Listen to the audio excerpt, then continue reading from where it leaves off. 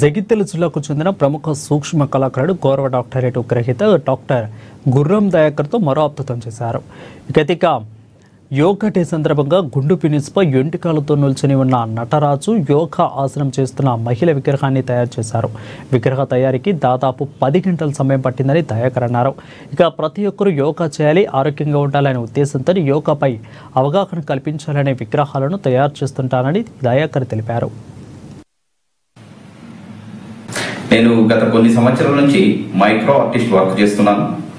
అలాగే ప్రతి సంవత్సరం మన ఇంటర్నేషనల్ యోగా డే సందర్భంగా నేను ఒక ప్రత్యేకమైన విగ్రహాన్ని తయారు చేస్తాను. లాస్ట్ టైం నేను సూది మొనపై ఒక మహిళ నిల్చొని యోగా చేస్తున్నట్టు తయారు చేశాను బంగారంతో.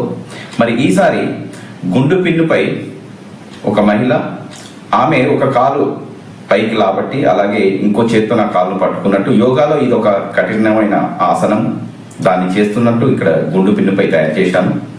మరి దీన్ని తయారు చేయటకు నాకు దాదాపు 10 గంటల సమయం పట్టింది. మరి దీన్ని నేను పెన్సిల్, నైలాన్ కలర్స్ అలాగే ఇతర పదార్థాలు వాడి దీన్ని తయారు చేశాను. మరి ప్రతి ఒక్కరికి